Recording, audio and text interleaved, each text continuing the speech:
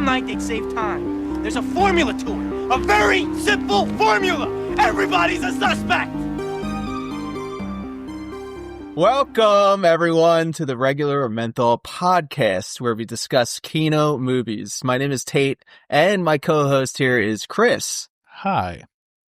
What we do is we give a little backstory, our first time watching the movie, our character that represents us, some fun facts, and then we dive into some scenes that we like, followed up with our Kino rating. We're continuing on with spooky season this week with Scream from 1990. Oh, yeah, buddy.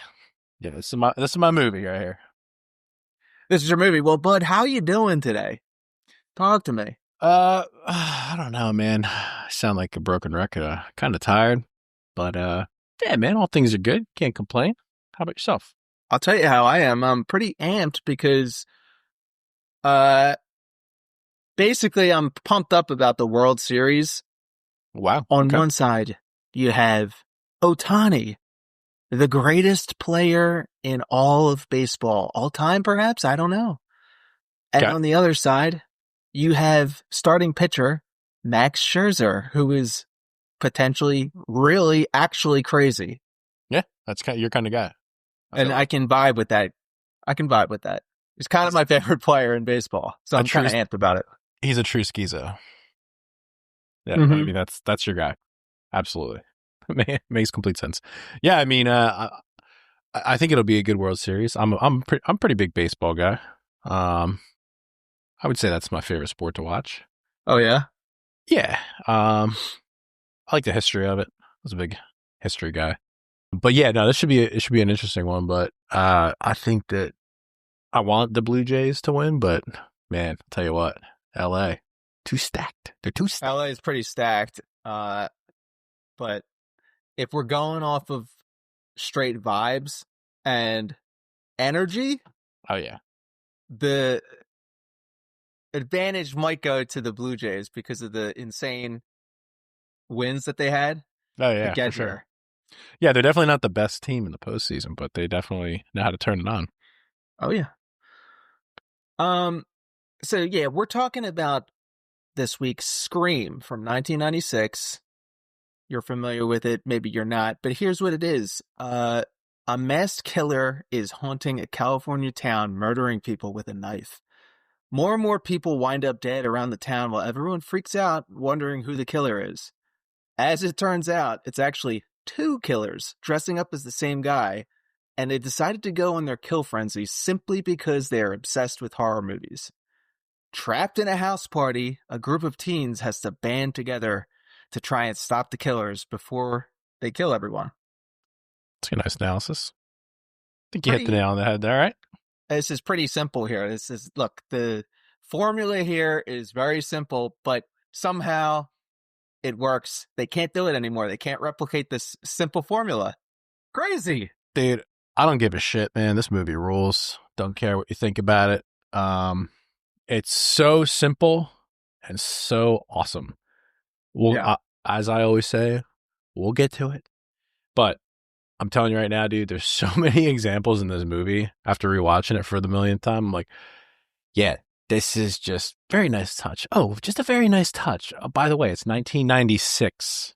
Okay? 96. Mm-hmm. This is damn near 30 years ago. Okay? Guess where your boy was in 96?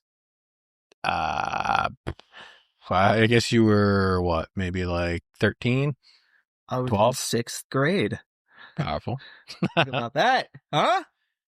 Dude, yeah, this movie, it slaps. It's great for Halloween. It's a great, you know what, you don't talk about it that much, but thriller movies. It's a good thriller. A regular whodunit. You know what I mean? Do we get those anymore? Killer. I don't think so. I don't think so. Honestly, dude, I watch these movies and I think I'm kind of depressed. There's a 5% of my brain that gets depressed. I'm like, I don't think they make these movies anymore, dog. No, simplest. Damn. Well, when was the first time you saw it? Do you recall? Yeah, I do. It was a year ago. I don't know if you can even believe Oh, really? this. Yeah. I somehow completely missed watching the Scream franchise when I was growing up. Fair enough. And I think it was one of those weird things where I was like, I'm already aware of it. 3 movies in, Scream 3, 4 comes out, right? I don't know if I can get into this because I don't want to watch all the movies. It's a kind of very dumb attitude. Perhaps you could call me very dumb, but you know, I love horror movies. I love serial killers, and let's be honest, I love Skeet Ulrich too. So it does boggle the mind how I never got into this movie until a year ago. But I watched it a year ago. I was like, damn, this slaps. Well, it's like there was a lore when this movie came out, and I don't know if it was necessarily. I mean, it was.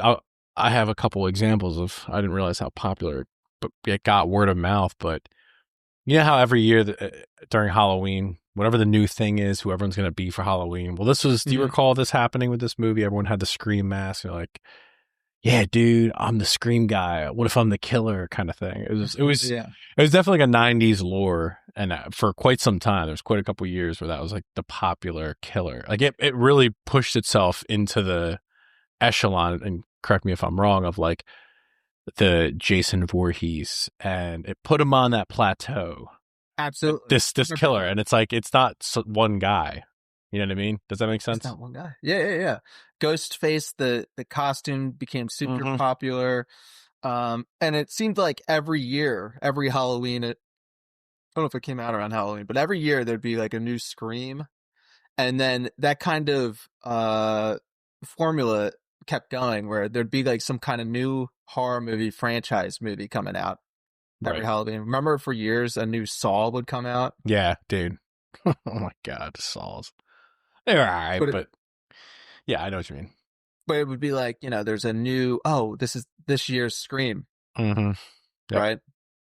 And those were actually decent thrillers, the Saw movies, but this one I think is peak. Yeah, absolutely. Your first time watching it, King? Oh my God, dude. I must have been like middle school. I don't know, maybe. Because this came out when I think I was like 9. But like I said, man, it was just super popular. I got 3 older brothers, so you know they're into all the cool shit. I'm always trying to keep up with them. So I remember the Scream kind of thing was like so cool. So, but yeah, this is my Halloween movie.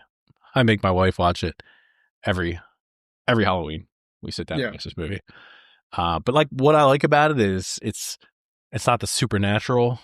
It seems more realistic. So it's like a couple high school kids had their reasons, and it's very possible that it makes it a really good thriller. Like I'm not a big scary movie guy. I don't like The Ring. I don't like contorted bodies, jump scares, but I like thrillers a lot. Like this is my kind of shit. Yeah. So I mean, I feel that, you know, like it's more grounded in reality, right? And I think one of the things that I kind of like is it's hard to explain perhaps to people now, perhaps that they're, you know, like if you're 20 or younger, it's going to be hard to explain to you how in the 90s and in the early 2000s there was just cool movies that would come out. Yeah. And there'd be like one every year. You're like, oh, everyone's going to see Scream this weekend. Let's go. Yeah. You know Facts. what I mean? Nope. Those don't exist anymore. They've taken it from us. They've taken our culture. They've taken it. Hate to see it. So when you're watching this movie, you're not vibing with anyone. I don't know, man.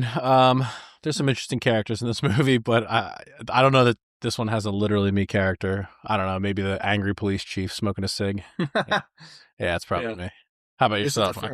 I can't wait to hear who you have.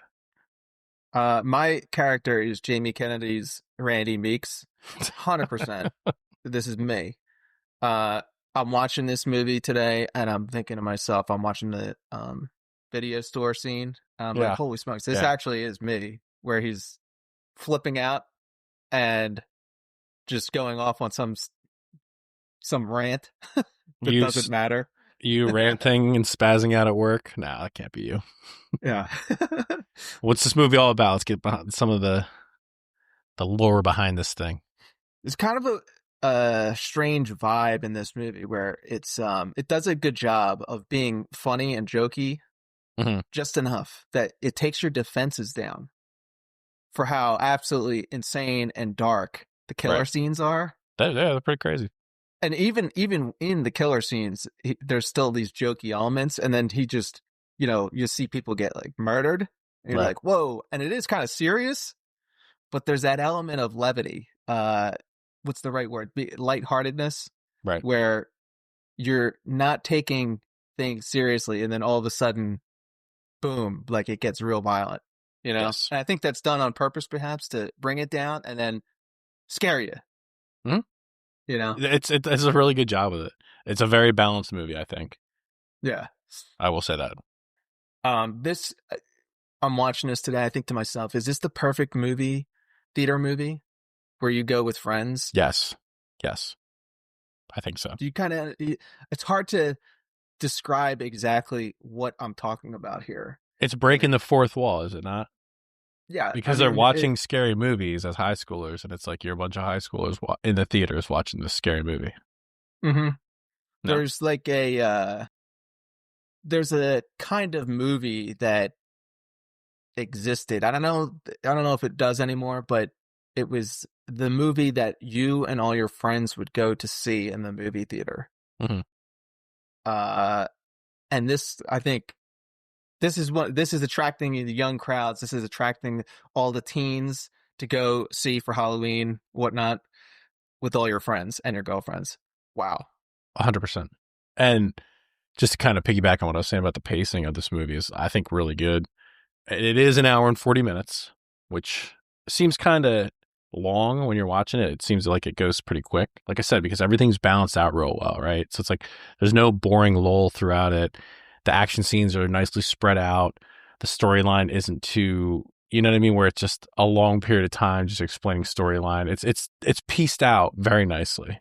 You kind of get bits and pieces of the story as something occurs, and I just think it's really well written for being this like thriller, high school slasher, scary movie. The storyline holds up to where it's nothing like super goofy and like, there's a huge plot hole there. You know what I mean? Yeah, it's pretty solid. And you're talking about an hour and 40 minutes. We're so used to these just super long movies nowadays. Exactly. Yep. And it's like it's nice to just kind of sit and chill and be able to watch a movie that's not going to take a crazy amount of time, and you can watch it and have fun. And the story is so tight that it just rolls right on by, and you're not distracted by anything. And I think that's what makes it good, is that it's a very good movie that you can it has rewatchability. Like I said, we watch it every Halloween. My wife's not this big movie person. Like, she just needs it to be entertaining and, kind of short, concise. And this is that movie. So, I'll hit you with some of these fun facts. These are pretty interesting stuff about this movie. Your boy, Matt Lillard, was cast as Stu in this movie by chance after accompanying his then girlfriend to an unrelated audition taking place elsewhere in the same building. The casting director saw Lillard in the hallway and asked him to audition for the part. How insane is that? It's pretty wild. Matthew Lillard, the movie that jumps out at me is Hackers. Yeah. I don't really know much of his catalog of movies, but I know he was in Hackers.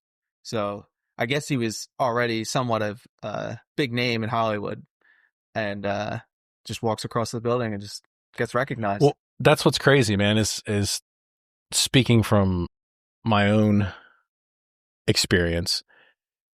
I've gone to these small production casting places in Philadelphia. So there's only like a handful that you'd ever go to, and they're pretty structured by the year 2000, whatever, since I've been doing it.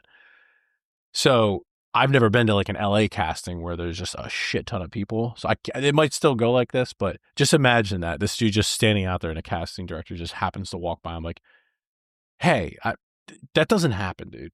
It's just not, at least these days, and especially not where we're at, because, in between you're trying to grab lunch, like you're not really, it just doesn't happen that way. And it's kind of interesting that it did for him. Yeah. But it worked out perfect because, absolutely kills this role. Mm-hmm. No question about it. he really does kill this role. He's kind of like a toady friend. Yeah, he's like the Skeet Ulrich. stoner kind of, but over the top. But it's not cringe the way he plays this character. Not cringe. Yeah, like it fits. Yeah. It's he's just got this weird personality, but they loved him right away. They said so. They booked him. You made a point about it not being released on Halloween. Fact, it was released in December, 5 days before Christmas. The studio did this because during the holiday season, family-friendly movies are usually released, and the studio wanted to give the horror audience something to see during a time when no horror movies would be out. Opened at number 4 with $6.4 million, which led to people to believing it was flopping. However, the film's word of mouth is what led to its success. Each week it held the spot or went higher up in the box office. And by the end of its run, it ended up making over $100 million, which is pretty wild when you think about it.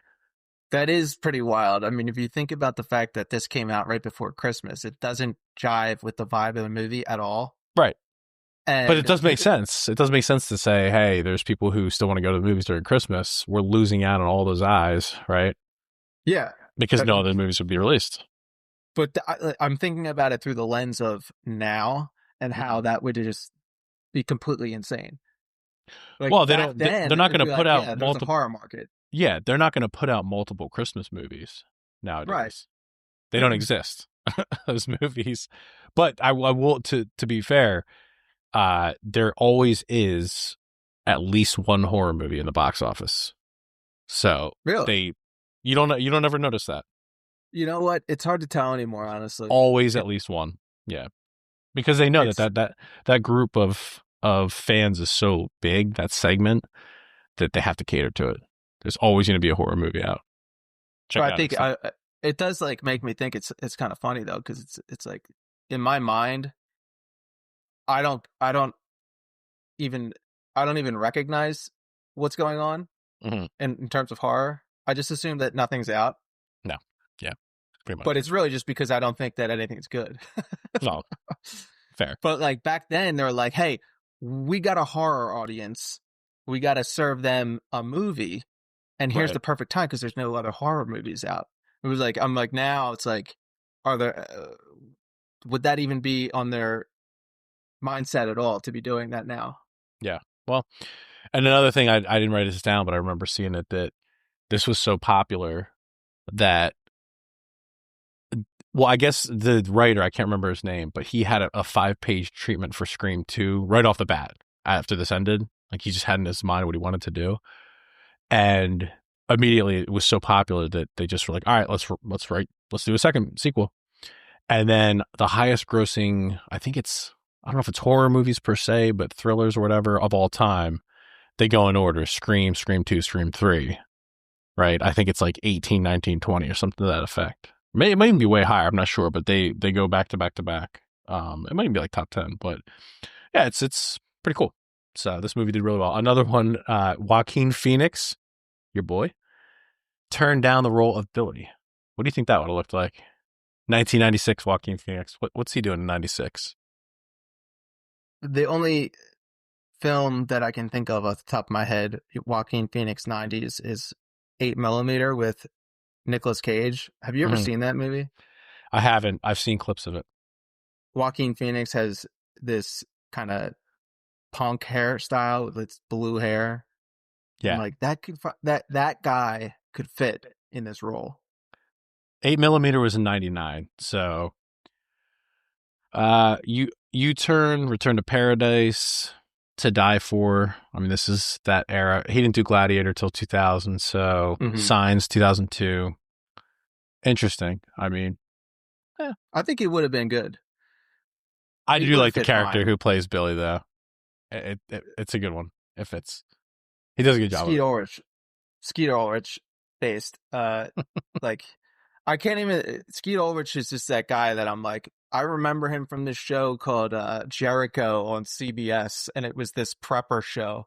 I think I talked about it before, but it's like this 2-season show that's totally insane, Mhm. and only the most crazy people know about this show.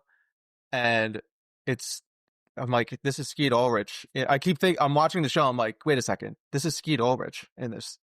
The dude from Scream. That's like when you tell me to watch Supernatural, like every once a month. Like, dude, it's just on reruns on like WB or something, 24/7. I could theoretically watch it, but God, is that an undertaking? But one day I will. You have the same sentiment with Supernatural, but I gotta watch this. Supernatural and Jericho, two 2000s era TV shows that are just completely insane. Well, okay, here you go. Neve Campbell, pretty popular at this time, originally said no to the film until she found out Skeet Ulrich, co-star from The Craft, was signed on for the movie. She agreed immediately. So there you go. And we appreciate that because Neve Campbell kills it in this movie. She's, I think, not the only person that could have done it, but absolutely, yes, kills it. She brings a certain character, this innocent, yet slightly tough, hot chick. Yeah, does a very good job. And the reason she didn't want to do it, it says, was something to the effect of like she doesn't like horror movies or scary movies. She's like a scaredy cat, so like me. But no, it's interesting that, you know, she did The Craft with him and it was like, all right, this guy's on, doing it. Oh yeah. Let's jump into some of these keynote scenes. What do you got? We have this, when you think of the movie Scream, there's this iconic opening scene where it's Drew Barrymore. Yeah. Very young, 1996 Drew Barrymore, in a house, the killer calls up the house, and it's that this sets up the kind of theme of the movie where the killer calls people on a phone, right? And she thinks it's a prank call at first, and then he's just like, I'm gonna kill you. And I'm watching this, and the first thing that jumps out at me is how scared she is on the phone. Is it really this easy to just terrify women? You just call them up on the phone? I guess. Especially women in the 90s. I don't know. Let me see, I watch this kind of stuff. This is my brain starts working. And let me offer you an alternate scenario, okay? Instead of her getting scared at the stuff this guy is saying on the phone, which is kind of, cringe. Imagine if she pulled out an MP5 and it, I know you're thinking she's a high school kid. Okay. But she's in her parents' house. Perhaps there's an MP5 in her parents' house. Her parents are preppers. Okay. Just think about this scenario. He says, I want to see what your insides look like. The bad guy says that. And she could be like, okay, bud, please enter. You wouldn't be scared if you had a gun on you. MP5's big in 96. Huge. Yeah. That's the go-to move. It might be the go-to move right now, honestly. Yeah. For home defense. Look at these things, man. Holy cow, MP5s. Well, this is the same one from we were talking about last week with the guest. I think, doesn't Carver have one of these MP5s? Yes. In the one scene? Yeah. You hit the nail on the head. Iconic scene is the best way to describe this. I love. It's a great opening scene. It just immediately, right, cuts to title screen and then phones ringing. Much like I was saying about the guest last week. I like what movies just boom right to the subject, right? And yeah, he's just like slowly terrorizing this chick. I'll tell you one thing is they play this cat and mouse. Boyfriend gets gutted. I don't want to critique, side note before I get into that. Wes Craven initially, after being approached for this, didn't want to do it. One of the main things was Drew Barrymore signed on to do it, which is pretty cool. Interesting. But I don't want to get into the weeds about how the practicality, even if they were both there, right? The two of them are there, how quickly one of them is in the house and the other one goes out and guts. It shows, I think his name was Steven or something, the boyfriend, and his like guts are hanging out. I don't know if that's that practical, but either way. The thing that I thought was kind of wild was when the parents get home, right? He cuts her throat or something and she can't scream out to him and she's like right there, which is pretty wild. It's pretty like when you watch it, if you see it for like the first time, especially if it's like the 90s, it had to have been a little bit like wild. And then he's dragging her away and she's got the portable phone and they can hear her kind of like calling out to him and like breathing and stuff. It's kind of terrifying. It is kind of terrifying when you watch, knowing nothing about the rest of the movie. If you've never heard of this movie ever before, you go in and you watch this initial scene, you're like, oh, what am I in store for here? This is crazy. Like, this kid's getting killed, slashed in the neck, hung up on a tree. Yeah, dude. Yeah, that was, and they even have like the fog machine with, you know, like this fog underneath her with the moonlight coming down. It's a really nice shot. But yeah, it is disturbing, and then it kind of gives you a little levity with the rest of the scenes too, but you don't know that going in. So when you see this, you're like, what, dude, what is going on right now? And they do a great job of creating terror. Like, I'm just kind of messing around with my scenario, but like, you know, if you are just this woman out in the middle of nowhere, your house is far away from the town or whatever, and it's going to take the cops, let's say 10 minutes to get there, right? Then you got to defend yourself for 10 minutes from this psycho. You don't know where he is, right? It is kind of terrifying. It's well written. Yeah, it's well written. It's isolated, but you see this portable phone, right? Remember those things? Those puppies? Oh, yeah. Like I don't even think we had a cordless phone in the house until I was probably in middle school. You know what I mean? These phones were attached to landlines for a while. Yeah. People don't remember this. People don't remember phones and stuff. It was like you had your original cordless, the turtle shell Johns that had the cord connected, and then those are for the car. Upgraded. Those are for the car. So that was like the first car phone you could get. My parents had it was one of those Nokias, right? And it had the shell casing. And I have 3 brothers who were like fist fighting in the car to play Snake on the phone, because it was like, it had one game, it was Snake. It was all like, it had this little screen, this DOS screen on the back of the phone. It's pretty awesome, actually, now that I think about it. But yeah, people forget, dude, this is these phones, and this is a nice one because she has this cordless phone in the house, right? She can walk around talking. Wow. Mm-hmm. Which is, it's the 90s. And then in that scene, I just found it so somewhat strange the way they shot it, where he tackles her outside. Yeah. And the camera pans back, and they both get up, and she starts running, and he runs after her, and then it goes to slow-mo.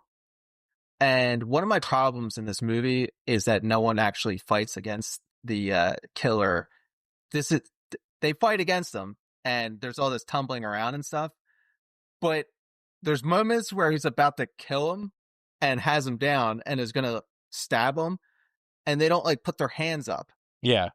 Like, if you're about to get stabbed to death, you would put your hands up, right?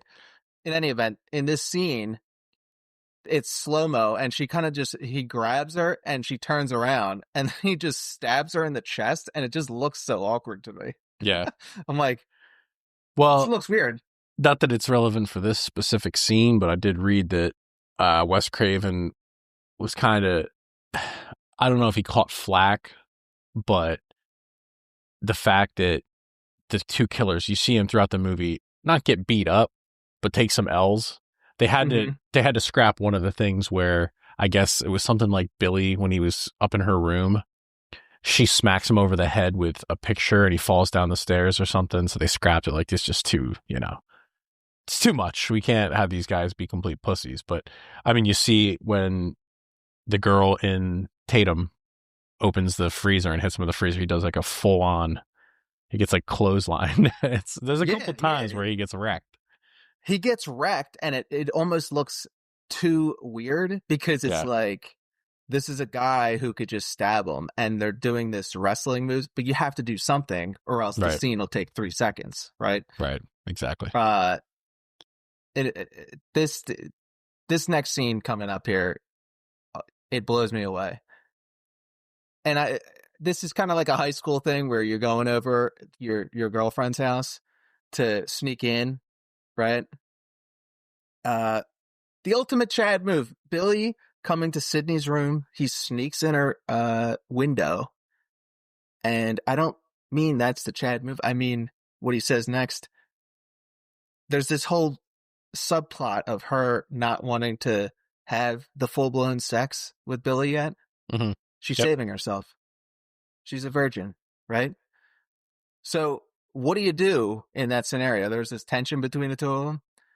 And he specifically is asking, hey, how about we do over the clothes stuff? And I was like, what? Over the Excuse me? clothes. And I'm like, hey, I know you don't want to have the sex, but what if we do it over the clothes? How's that sound, bud? Over the clothes. Jesus, dude. I mean, are they trying to dry? Is he suggesting they dry hump? Is that what? Over the pants. Over the pants. Over the pants. Yeah, I guess she's kind of a prude because you find out that her mom's kind of a whore. And that's part of the reason why the whole movie happens. But I guess she's trying to, take the higher road there. But yes, I think it's exactly what he's saying. He says, to be fair, this guy's like a high school Chad. And it's like, can you blame the guy? She's hot. It's right. So it is flying. It is. Yeah. But the fact is, this guy is a peak gooner because throughout this whole movie, he touches on that subject maybe 50 times. And I'm like, all right, bro, like, let's have a little, come on, let's just. Well, Ted Bundy did blame his porn use on why he murdered all those people. Oh, boy. Gooning. Never once. Never goon. Never goon, folks. Never goon. But, I can appreciate, that being said, that's why this guy's not my literal me character, because he's just a gooner. But I can appreciate that, he has a love for movies throughout the movie. And he says a line later that I can appreciate. He says, sure it is, Sid. It's all a movie. It's all one great big movie. And I'm hoping that he's referring to how fake the world is. I can only assume. Yeah. Were things fake in the 90s? Well, I think 2000 was when the mask came off.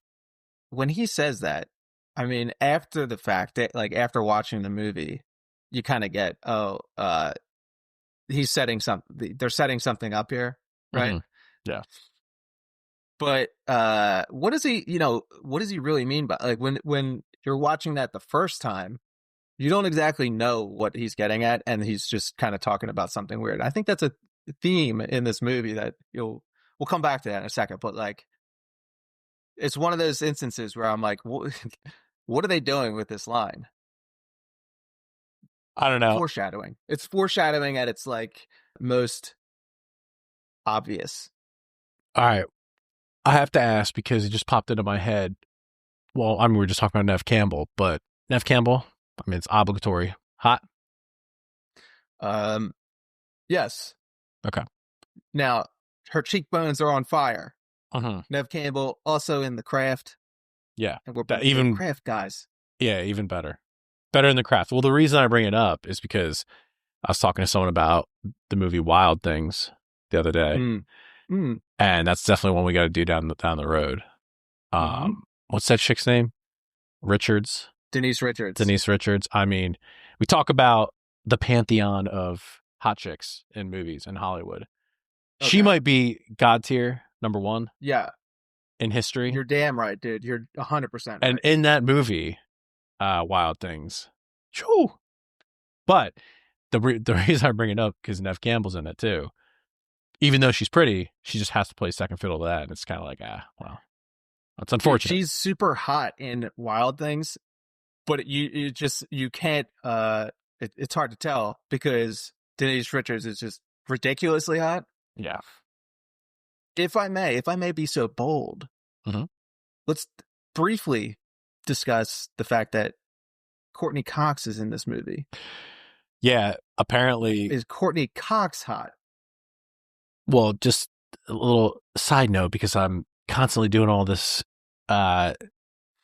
research for these episodes. Courteney Cox wanted to do this movie really bad, and they shut her down because she was doing Friends and was always the nice girl, and she wanted to play the bitchy character. Shot her down. She kept going after it, bugging him about it till they finally said yes. And I think she does a really good job with this character. Is she hot? Yeah. I don't know, dude. I'll tell you what, it's just funny because now it makes me think about a million other things. David Arquette in this movie is 25 years old. Mm-hmm. And in real life, he's playing it at 24. Does that dude look 24 to you? No. No. Does Courteney Cox look in her 20s? No. But No, actually. right. So I'm glad you brought that up. Well, is she? Yeah, I mean, she's pretty, of course, but ranking, I'd have to say she's not as hot as Neve Campbell in this one. Okay, I agree. But where I'm going with this is that Courteney Cox, you said it, she looks older in this movie. And maybe it's something that the wardrobe, the character, the makeup. I'm not sure. She has horrible wardrobe. If you look this up at some point, look up Courteney Cox in Master of the Universe, and you will see someone that deserves to be on the pantheon of regular menthol hot chicks in movies. Courteney Cox, Masters of the Universe. I was looking that up today. I was like, holy smokes. Absurd. Yeah, I'll give you that. Definitely. No question about it. By the way, she is 30 years old in this role. Real age. Interesting. Yeah. So. Her and David Arquette got married. Oh, in real life? Yeah. IRL.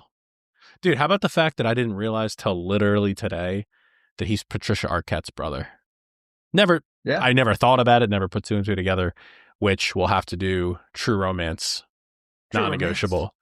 Non-negotiable movie review on this podcast is True Romance. That's kind of a movie. But speaking of David Arquette, is Deputy Dewey trying to get with Sidney in this movie? Yeah, dude. He's a gooner. A lot of the dudes in this movie are meant to be gooners because it's their high school, but yeah, they really kind of break down his character's confidence. And he's just kind of, because Tatum is his sister in the movie, and she's kind of talking shit to him a little bit.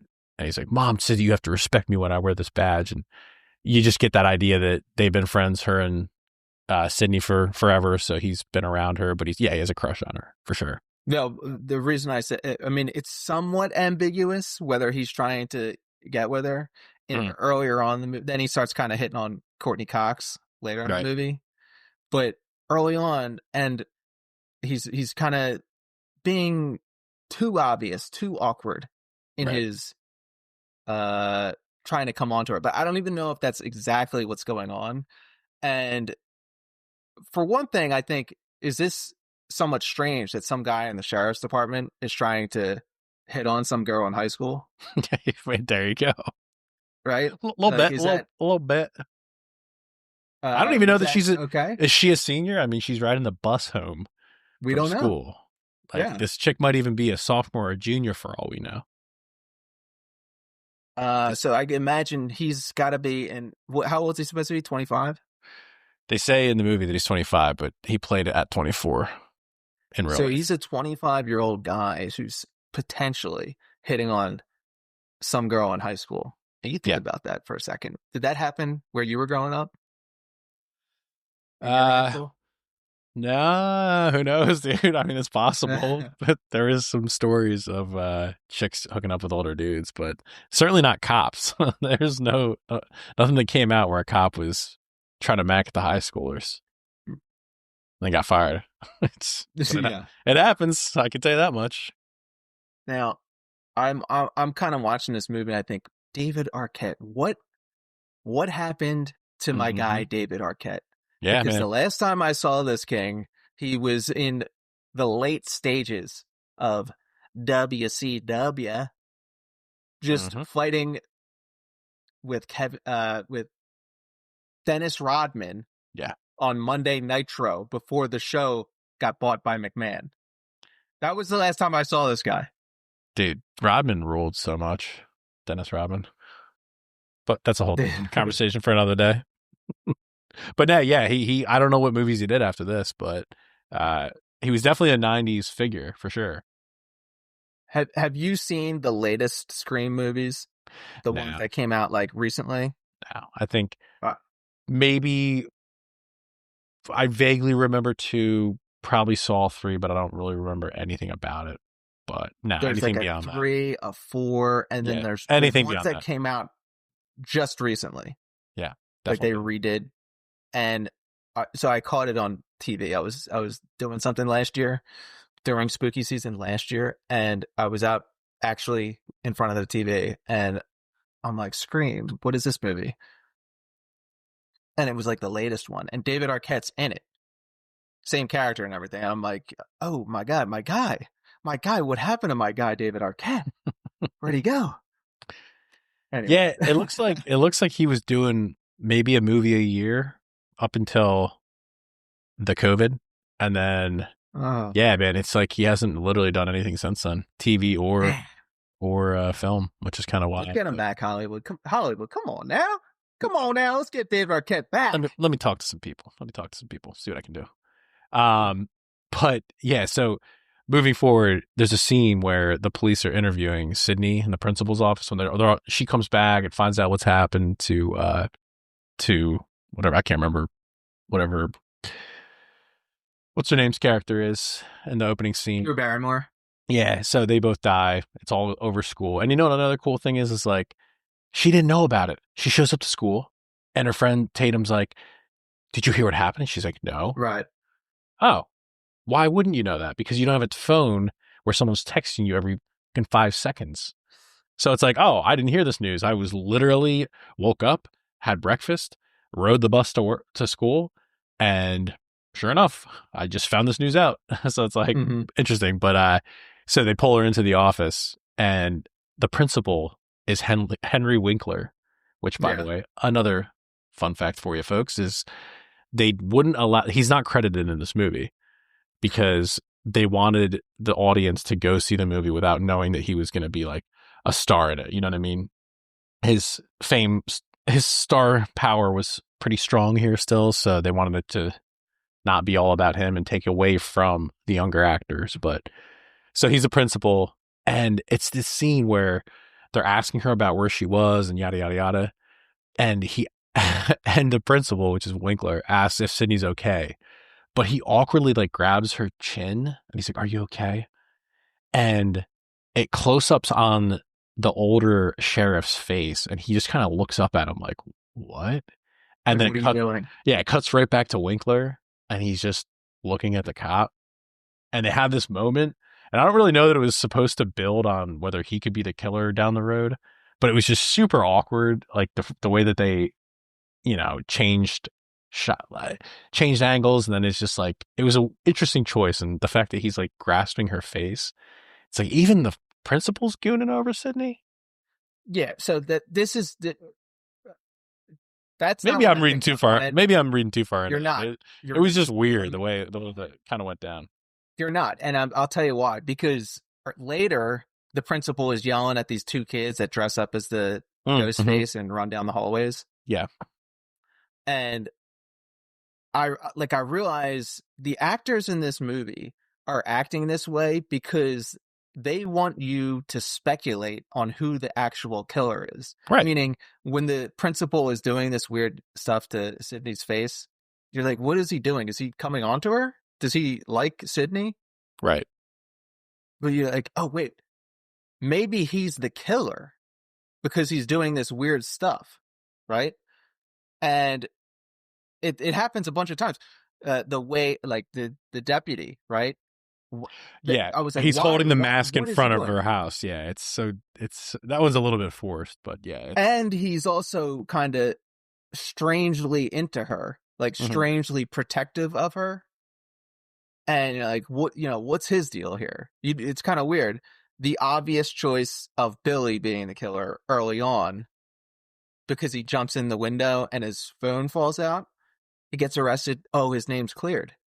Right. And then they do the heel turn at the end of the movie. Oh, the obvious choice was actually the killer all along. Right? But that, I'm watching this. If you watch this for a second time, you're like, well, it's kind of weird. All these people are acting strange. Like, why are they doing it? And it's because they want you to speculate on who the actual killer is. Right. And the good thing about the tasteful way that they do it, where, I mean, there's movies out there where it's 17 different turns and it's like, okay, that's just a little too much. This is just enough to where it works. And like I said, man, not to keep praising the movie, but the kill scenes are good. They're spaced out. It's just like not too much. The only real knock I really have is just like we had already mentioned, some of the choices that they made as killers. And it's like, but again, you don't know. This is like their first couple times killing. So they might just be stupid with some of the choices that they make. So that's all. Yeah. Another thing that kind of stood out to me is food for thought, right?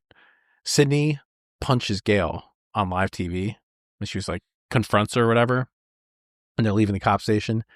And Dewey just escorts her immediately. Like he just looks at it, and it's on live TV because she's going live, Gale. And he escorts her in the car and just takes her home. Just think about that. That there was a time when simple assault was the norm, not a big deal, or at least excused. Right? Exactly. Like I kind of had the same reaction as you when seeing that scene. I was like, that's kind of aggressive. I don't know if that would ever really happen. But then I went back and I thought, wait a second, this actually happens in a bunch of different movies. And the first one that jumped out at me was Die Hard, where the reporter is up in McClane's wife's face and she turns around and punches him on live TV. And I'm like, wait a second. Maybe they just didn't care about assault back in the day. Simple as, dude. I mean, you know what I mean? Like at some point, everyone had a phone, everyone had a camera, and they got into this whole thing of clowning on people for attention online. Mm-hmm. So they're baiting people to kind of hit them. And then it's like, if you hit me, I'll sue you. If you hit me, that's assault, brother. Yeah. Like that didn't necessarily happen back in the day. I don't know. But there was something different going on where it was excusable enough where they put it in the movie, where they felt it was okay to put it in the movie. Well, I mean, I'm telling you right now, dude, it wasn't. I don't think the whole "you hit me, I'll sue you" thing came into honestly 2000, honestly 4 or 5. Does that sound right? Mm-hmm. Yeah. Otherwise, it was just like, all right, dude, you just got punched in the face. I think it escalated with being terminally online. Exactly. Yeah. And people started to get cell phones, and there's a cell phone in front of your face, like at every turn. Yeah. The principal, the scene where the principal gets killed cracks me up because of the face he's making. But, I touched upon this earlier. Is this even realistic? It has this over dramatic look on his face, like, I'm getting stabbed. Right? And it's like, have you ever actually seen a video where someone got stabbed or like stabbed to death? I mean, I'm going to guess you're normal, so maybe you didn't. I may have back in the day. I'm terminally online, so I'll see all these insane videos and stuff, and they're not even like crazy. Like I'm not searching out for these. There's just crime videos that you see online, and like there's one in particular from the. I've seen them. Like I've seen them. And this guy gets stabbed to death, and it's like, dude, they put you when you're getting a knife in your face, you're putting your hands up, right? And there's defensive wounds on your hand. Why? Because you don't want to get your hands sliced up, but you also don't want to get like stabbed in the neck or the heart. So you'll sacrifice your hands getting sliced in order to stop the guy from hitting like a vital artery, Mm-hmm.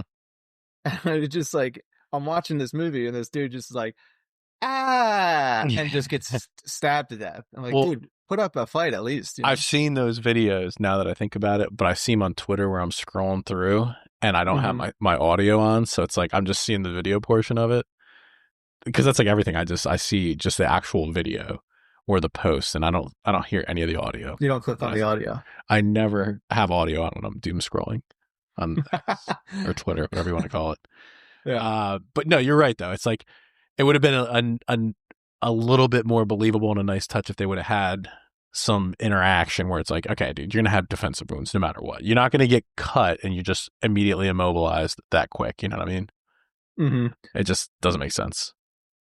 But another thing I want to point out here is this like subplot, right, about Cindy trying to figure out if Cotton was the killer. Because you watch this, like, what does this Cotton guy have to do with anything? I can't remember the actor's name, but it's like Liev Schreiber. Yes, thank you. And it turns out that Sydney's mom was banging this dude. And then you find out later the whole reason that Billy killed the mom and is coming after her. This is like a nice little plot twist at the end, which she's asking about motive, and he's like, oh, we just like scary movies. Well, no, that's not the case. The fact is, Sidney's mom was banging Billy's dad, forcing Billy's mom to leave her, or him and the dad, and him growing up without his mom. So it's like, I just think that's like a nice little bit of writing there.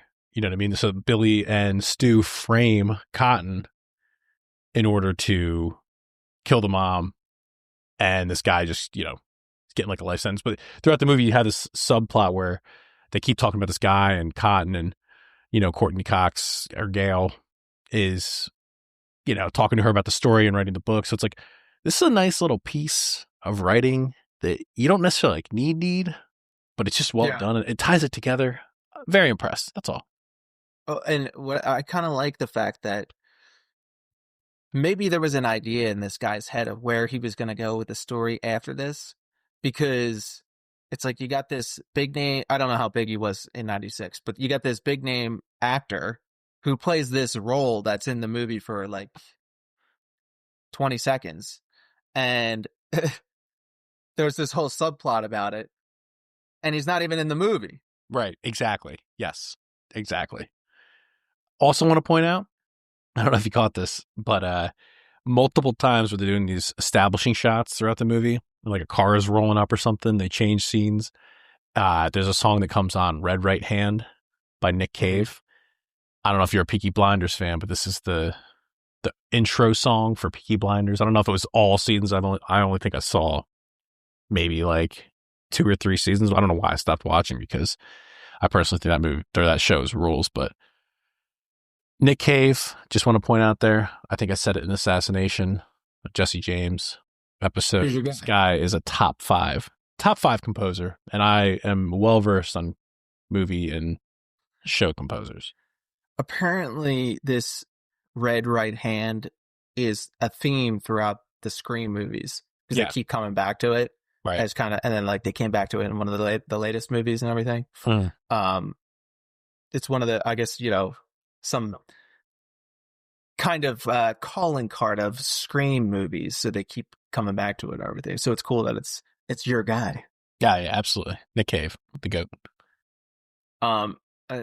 We have the video store scene coming up here. This is you. It's Stu, Billy are hanging out in the video store. Just that alone, where Billy's just off to the side and just chatting with some chicks. It's like, yeah, dude, that's the vibe in the video store. You go and you just talk to your community, dog. And, we kind of harp on this every episode, I guess. But can we bring back video stores for real? Like, can we, you recall the GameStop stock thing that went on? Like, GameStop is still a store, I think, because of that stock manipulation nonsense. Yes. Can we do the same thing for Blockbuster? Yeah, folks, schizos out there, unite. We could bring back Blockbuster. Yeah, you said it best, man. If it wasn't about necessarily renting of the movie, but going there and just hanging was more the play.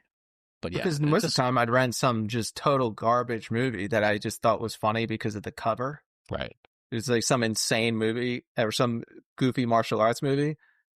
The vibe was just going to the store and hanging out with people. That's what was cool. Press F. And as a kid when I'm in grade school, it's not like I can go out drinking. Like I probably could have, but like, it's not like we're not drinking yet. So you do other things. And one of the things is you just go to the video store. Mm. Damn there. I hate to see it. Oh my gosh. What a scene. This next scene, they go into Stu's house for a party, right? Mm. And oh boy, Tatum, who's played by Rose McGowan, you might be familiar with her work. She walks into the garage to get some beers, opens the door, turns the light on, and holy smokes, she's got some hard nipples. Wow. Yeah. Well, did you catch that? They were going for that. It's hard to miss, but nah, dude, I keep praising this movie, and that's actually a really good point. There's like, besides the scene where at the beginning where Billy's kind of rubbing up her leg, trying to have sex, this isn't like an over sexualized movie. which is because you have these hot chicks, and a lot of times these kind of writers or directors will try to do that, and it's kind of cringe. So it's like the fact that they isolated to that, I think was good. You know what I mean? It's a high schooler movie, so It's not too much, dude. Yeah, it's balance, the thing, my friend. Moderation, everything in moderation. You need a balance, and the killer comes after her in the garage, and this is what we were talking about, where they're like tussling around. Yeah, it's like, so she goes to crawl out the pet door in the garage. She gets halfway out and is stuck. The dude hits the garage door to go up. It slowly starts going up. And now the only thing that's keeping her trapped is her giant tits. She's stuck. It is stuck kind in the door. of comical. I mean, Wes Craven, his past movies, it kind of lends itself to something like that happening. But yeah, honestly, man, this is like one of the only things I have a real problem with is this kill scene. It's like, you assume that, because I think they show Stu right after that. So I'm assuming he's not going to want to kill his own girlfriend. So assuming that it's Billy, it's like, you're really going to pick this time with a party that has maybe 50 people and a cop with a gun that you've already seen, unless Billy didn't see him. Don't want to overanalyze it, but not the best choice to do if you're trying to be a little covert. It's like, dude, anyone could walk out in the garage at any moment and get a beer. You have a beer fridge. She could scream. In the garage. She could scream. And she doesn't scream. It's funny because the movie's called Scream. Well, that and the fact that, like, literally, I think he cuts her arm or something, and she just backs into the corner of the garage. It's like, I would be screaming for someone to come out. I mean, mind you, he opens the door after the fact to go back in the house, and the music's blasting, but it's the only, like, real nitpicky thing I'll be on this movie, where it's like, I don't know that that's the best choice. Maybe if they would have chose it being in the basement, where someone's not likely to go down in the basement, as opposed to connect a garage to the house. Again, being nitpicky, but that's the only thing I had a real problem with. That being said, this party scene is kind of wild, because you look at the timer on this movie, it's literally almost half of the entire film. So much to the point that I read they shot this for 21 straight days. They filmed from right when the sun went down all the way until sunup. They had to have that consistency. And then they made shirts afterwards that said, I survived. It was like, I survived scene 108 or something, whatever scene it was, because it was like so long. But it's like, it is kind of wild. It's like, this takes up maybe 45 minutes of the movie. Just this one location. Kind of wild. But it works too. But you do kind of, I was looking at that today when I was watching. I was like clicking at that little bar that shows the progress in the movie and everything. And I'm like, boy, we're about halfway in here, and they're just starting to get into this party. Yeah, like, dude. It's wild. This is kind of wild, yeah. And another one is, speaking of the party, well, I mean, it's the rest of the movie, but Dewey and Gale, well, I don't know if you caught this, but Dewey and Gale walk into the party, and it's a clear high school party, right? And they're just, he's 25, they already established. She's 30, looking like Unc, walking into the party. Don't know what to tell you. You're a little out of place, but I had to rewind it, because I'm like, Dewey, what is Dewey holding in his hand? He's got a beer. So to your point, to piggyback on about him macking at the high school chicks, he's drinking. He's got a badge on, full uniform, and he's drinking beers with high schoolers. Yeah. I don't know. I mean, it's just, did you have to put a beer in his hand? I mean, is that what we were going for? It's just, I maybe would have omitted that. I think there was some kind of like weird line that he gives where one of the kids walks by him and he's got a beer in his hand, and he's like, I won't bust you, or something. He says like, I won't bust you if you don't drive, or something like that. Or you're right, like Unc walking in. He's like, dude, who invited Unc? Who invited Unc? And then they find out that the principal's hanging from the goalposts. So like all the guys, just to get everyone isolated, right? And all those other dudes run out of the house drunk, and they're just like, yeah, let's go see. Did that remind you of high school at all? Like, it made me think about how we'd have these river lot parties, right? Because we had the big Susquehanna River that runs through my hometown. And everyone was just, you go to the river lot. It's kind of isolated, not a lot of cops. You can have like keggers and stuff. Mm-hmm. Best place to have. You have something like that? Oh, yeah. We call it the aqueduct. Nice. It was actually up in this huge, like this hill up in the woods, and you could see the parking lot from up in the hill. So there's like, this is like at midnight or something. There's like 30 cars in this parking lot where there shouldn't be 30 cars. And you know, the cops. I think you told me this down, before, yeah. You could see the cops, but like nothing would ever happen because they would have to haul their ass up the hill. Yeah. This long distance walk up the hill, or just sit there for hours. And they weren't willing to do either one. So stand off. We don't care. Nice. All the people roll out, like you said. Sidney closes the door on Stu and Randy's face because she doesn't know which one of them is the killer. One of these guys could be the killer because the killer just struck, and then like she was zipping around in these cars and everything. She's got a gun now.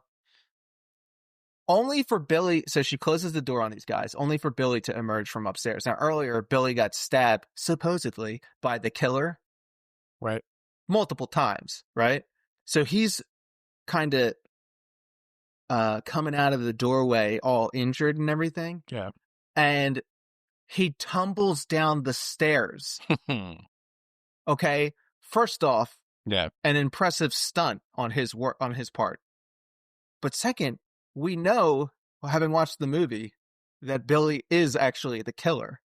So what a way to sell the work by just diving downstairs. This is peak WCW. He's not injured, and he's selling to her that which he doesn't even need to yet, because he doesn't even need to do that because 5 seconds later he's like, haha, gotcha. And like there was no one else to take out. There was no. You really just, to your point, he could have omitted falling down the stairs head first. He could have omitted falling down the stairs. Yeah. Like, dude, you could have died right there just launching yourself down a flight of stairs. Totally could have omitted that. And they just keep it in the movie. It's incredible. Like, you don't realize that until you watch it for a second time. You're like, this guy is pretending to fall downstairs right now. Yeah. Completely unnecessary. Yes, to your point. 100%. Gale Weathers, she drives her car into this tree, and she wakes up from hitting this tree, and she sneaks in. They're having this standoff in the kitchen where Stu and Billy have revealed that they are both the killer, and they got Sidney's dad tied up and everything. Stu puts the gun down for a second for when they're going to stab each other to frame the dad. You don't realize it, but Gale comes in and takes the gun, right? Oh, yeah. And I didn't really think about that. And she reveals herself to Billy, points a gun at him. And, when you're watching this, do you ever have a thought to yourself like, this is going to trigger him? This next one's going to trigger him. I know it. I know he's going to bring this up because, like, I'm watching this. Yes. The answer is that is yes. Billy just turns, takes the gun off of her, and gives her this Spartan kick right in the chest that knocks her out of the doorway into a pillar onto the deck, onto the porch rather. It's good. Knocking her out immediately. Yeah. I was blown away. I was like, this is incredible right here. He just kind of like karate chops the gun. Well, yeah, kicks her in the chest. The 300 kick, yes, of course. But he makes a comment and he says it works better when the safety's off.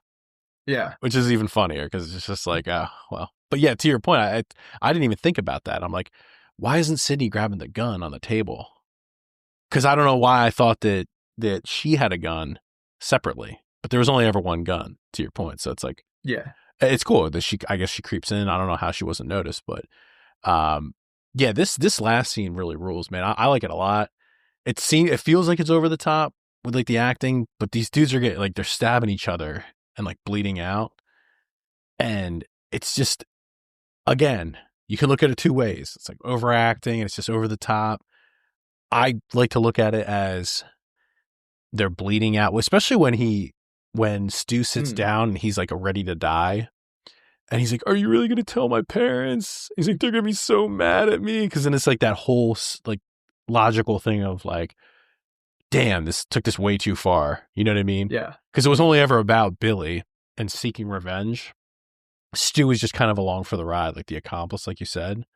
So I just think it's a cool ending.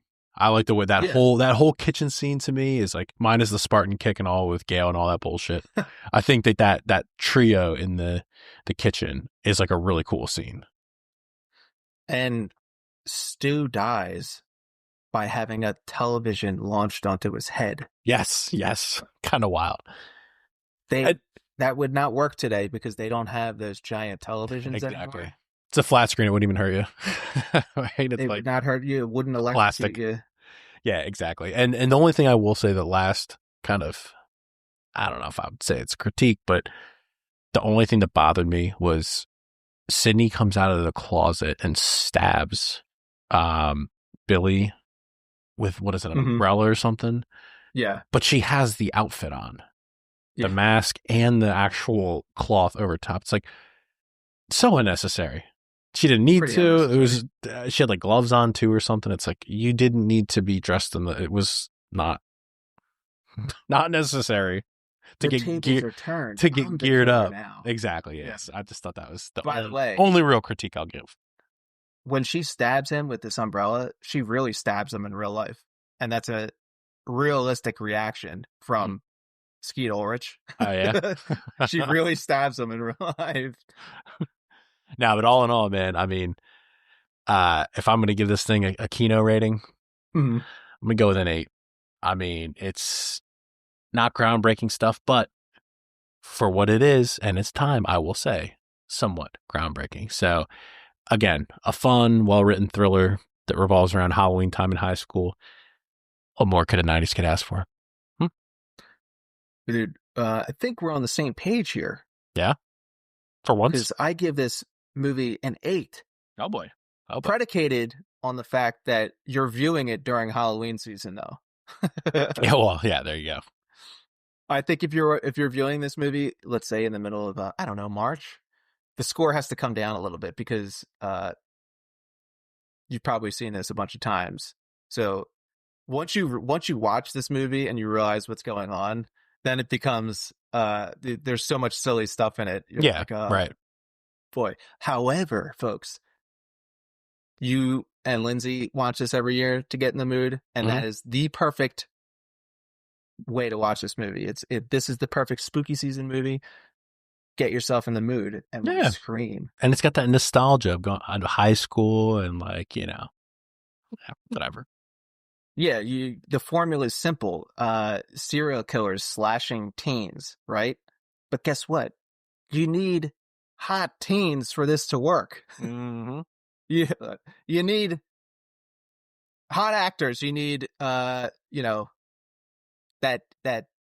chemistry but there is a balance, folks. Like you said, not too much.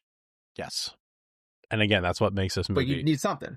In my opinion, so great is the balance of all those things that we've discussed. So that does it for this one. What do we got on the docket for next week?